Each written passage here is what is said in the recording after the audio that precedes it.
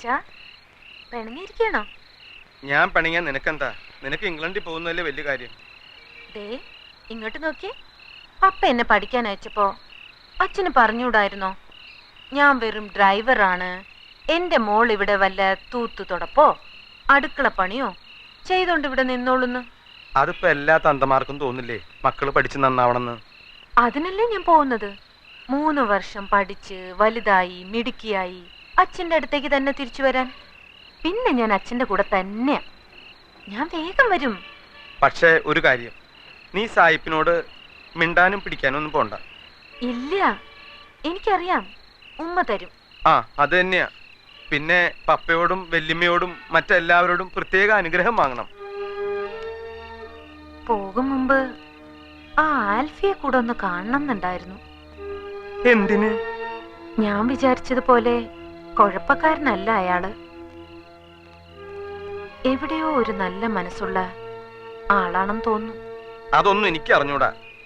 ഞാനിപ്പോ ചെകുത്താന്റെയും കടലിന്റെ ഇടയിലാ കിടക്കണേ. ഏതായാലും നാളെ നീ അങ്ങോട്ട് പറക്കല്ലേ. അവിടെ എന്നെ പോലുള്ള ഒരാൾക്ക് എന്തെങ്കിലും പണി കിട്ടുമെന്ന് നീ ഒന്ന് തിരക്കി വെച്ചോ. ഇവിടത്തെ പണി എത്ര നാളുണ്ടാവും എനിക്കറിയില്ല. ആ പിന്നെ ഞാൻ കാലത്ത് പോകും മുമ്പ് അയാളെ കാണാൻ പറ്റുമെന്ന് തോന്നുന്നില്ല. അച്ഛൻ ഈ എഴുത്തൊന്ന് അയാളെ കൊടുത്തേക്കോ? എന്താ സമ്മതം കിട്ടിയോ? കിട്ടി. അതേതായാലും നന്നായി. ഇല്ലെങ്കിൽ നീ പോയാൽ ഇയാളിനെപ്പോഴായി കൊന്നേനെ. കോണ്ടസാ റിപ്പയർ അല്ലേ? അവക്ക് രാവിലെ പോകാൻ ടാക്സി അറേഞ്ച് ചെയ്യണം. ഇപ്പൊ തന്നെ എന്റെ ആവി പോയാനെ.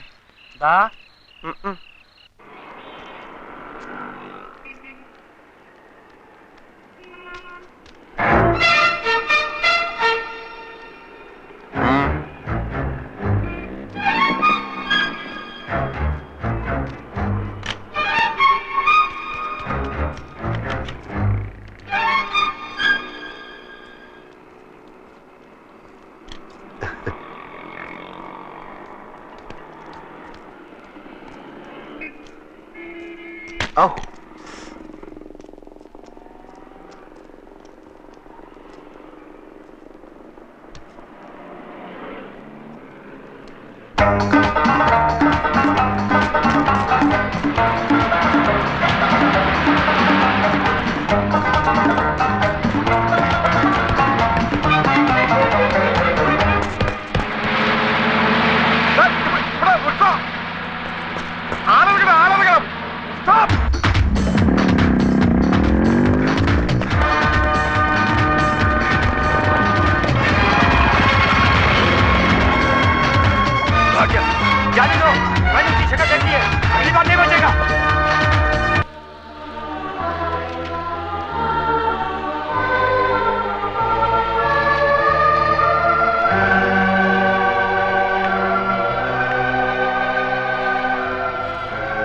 പുറത്ത് പോലീസ് നിൽക്കുന്നുണ്ട്.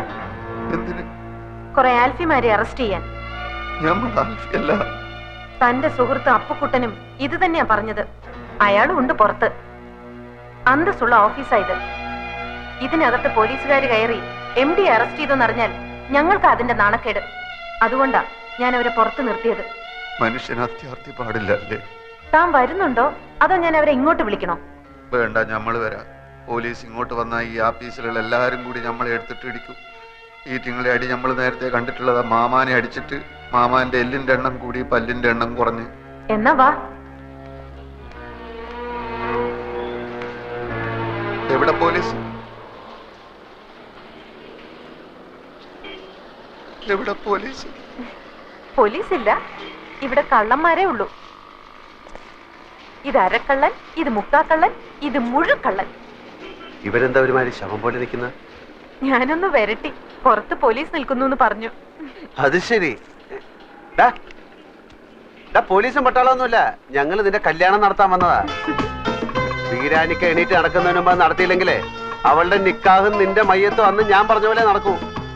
രജിസ്റ്റർ ഓഫീസിൽ പോയി നീ മൈമേനും കൂടെ ഇന്ന് ആപ്ലിക്കേഷൻ ഒപ്പിട്ട് കൊടുക്കണം. ആർക്കെങ്കിലും എതിർപ്പുണ്ടോന്ന് അറിയാൻ അവർ ഒരാഴ്ച ആ നോട്ടീസ് ബോർഡിലിടും.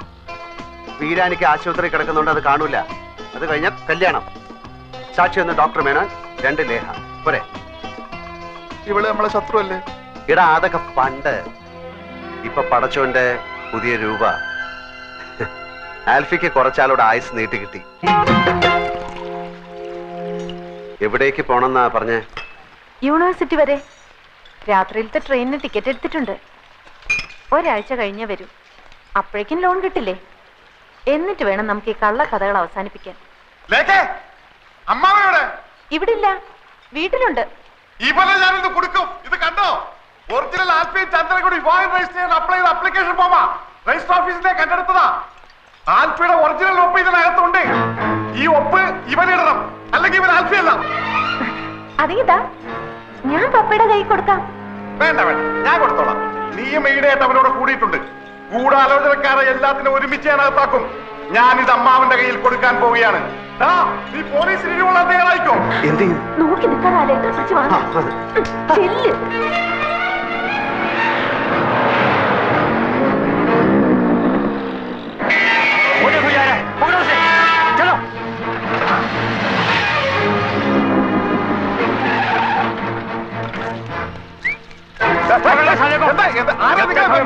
पैसे नहीं मिलेंगे तो नहीं छोड़ने वाले। साले हमें फिर की तरह से चल रहा है।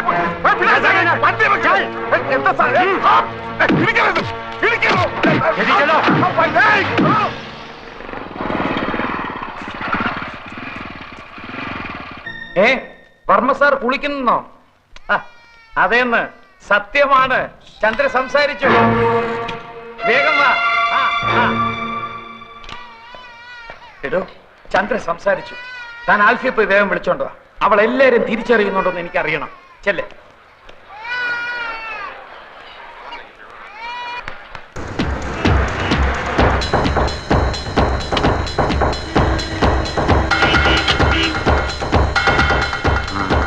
ആൽഫി ഇവിടെ അവിടെ ഉണ്ട്. ഇവിടെ ആരെയും കാണാനില്ലല്ലോ. എവിടെ ആൽഫി? ഇതല്ലേ ആൽഫി? അയ്യോ, പറഞ്ഞതുപോലെ ഇയാൾ തന്നെയാണല്ലോ ആൽഫി. വെളിച്ചത്ത് കയറി വന്നപ്പോ എനിക്ക് പെട്ടെന്ന് കണ്ടുപിടിച്ചില്ല. ഞങ്ങൾക്ക് കുറച്ച് ഫാമിലി മാറ്റേഴ്സ് സംസാരിക്കാൻ. എന്താ ഇയാൾ പുറത്തു പോ. താനേതാ? നമ്മളിവിടുത്തെ ആൽഫി. അപ്പൊ അവിടെ അവിടെ അപ്പുകുട്ടൻ ആൽഫി. ഇവിടെ ഒരു ആൽഫി, അവിടെ ഒരു ആൽഫി, അപ്പുകുട്ടൻ ആൽഫി, എല്ലാം കൂടെ എത്ര എണ്ണണ്ടടാ? ഏതാടാ നീ? 100. 100 പേരോ? അതെ, 100 പേര്. ബാക്കി 98 എവിടെയാടാ? നീയൊക്കെ കൂടെ എന്തൊക്കെ തെമ്മാടിത്തരടാ കാട്ടി വെച്ചിരിക്കണേ. എല്ലാം പുറത്താവാൻ പോവാ. ചന്ദ്ര സംസാരിച്ചു.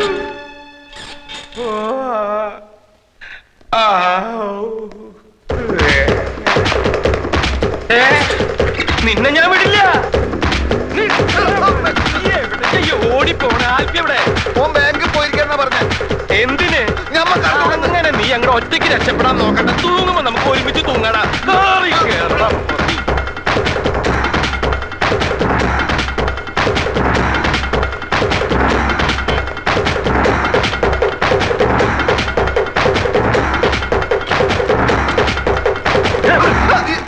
ഞാനാ ചതിച്ചപ്പുകുട്ട എല്ലാം താറുമാറാവും പോകുന്നു. എന്തു പറ്റി? ചന്ദ്രകുഞ്ഞ് സംസാരിച്ചു. ഇനി എന്ത് ചെയ്യും? ആറ്റമ്മ ഒളിച്ചു വെച്ചിരുന്ന സ്ഥലം നിനക്കറിയോ? എന്തിനാ അവിടെ പോയി ഒളിക്കാൻ? അല്ല, അതിന്ന് ഒരെണ്ണെടുത്ത് പൊട്ടിച്ചാലേ ലോകം മുഴുവൻ അവസാനിക്കല്ലോ. എന്റെ ദൈവമേ, ഞാനിനി അങ്ങോട്ട് പോവും. നിങ്ങൾ കണ്ടാ സംസാരിക്കും? കണ്ടില്ല, കേട്ടു. ഒരുപക്ഷെ അന്ന് കൈ പൊക്കിയതുപോലെ ഒരു വാക്കോ മറ്റോ മിണ്ടിയതാണെങ്കിലോ? അങ്ങനെയാണെങ്കിൽ രക്ഷപ്പെട്ട്. ഏതായാലും പോയി നോക്കാം. ഞാൻ പുറത്ത് നിൽക്കാം, നിങ്ങൾ അകത്ത് പോയി നോക്ക്. സംഗതി കുഴപ്പമാണെങ്കിൽ ഞാൻ മുങ്ങും. എങ്ങോട്ട്? പാതാളത്തിലേക്ക്. ഒരു വഴി ഞാൻ കണ്ടുവച്ചിട്ടുണ്ട്.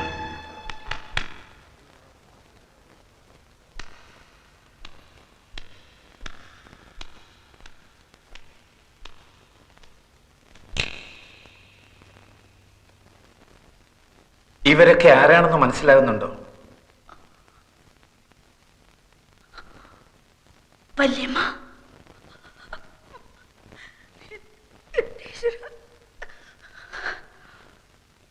ശങ്കരമാവൻ, വേണോട്ടൻ. അതാരാണെന്ന് മനസ്സിലായോ?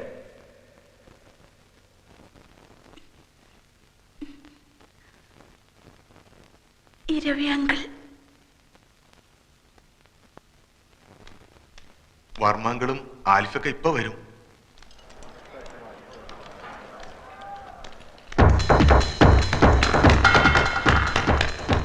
ഓടിക്കോ മോനെ ഓടിക്കോ, അവളെല്ലാം തത്ത പറയണ പോലെ പറയണു. മോളെ കണ്ടില്ലേ? എനിക്കറിയാം, എക്സൈറ്റ്മെന്റ് കൊണ്ട് അവളെ കാണാൻ ബുദ്ധിമുട്ടുണ്ടാവും. എന്റെയും പ്രശ്നം അത് തന്നെയാ. വന്നാട്ടെ വന്നാട്ടെ.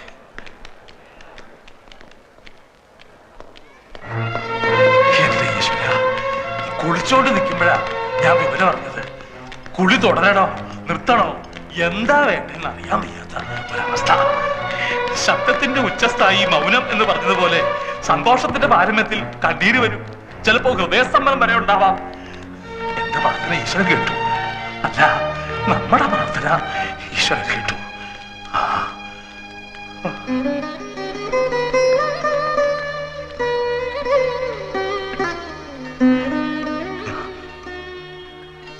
എന്തോരം നേർച്ചകളാണ് നടന്നത്. മതി, അച്ഛനത് മതി. കുർബേ, എന്തോ ഇന്ന് തന്നെ ചന്ദ്രയുടെ ആൽഫയുടെ പേരിൽ എല്ലാ ക്ഷേത്രങ്ങളും വഴിപാട് നടത്തണം. ഇപ്പൊ കാലുകൾക്ക് മാത്രമേ തളർച്ചയുള്ളൂ. Otherwise she's fine. ദേ ഇത് നോക്കിയേ, ആരാന്ന്?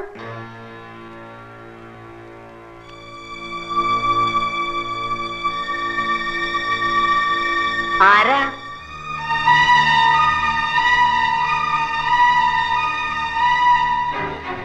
ആൽഫി.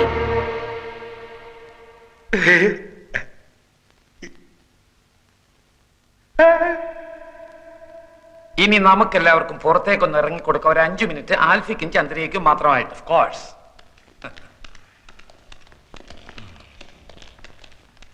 പാടോ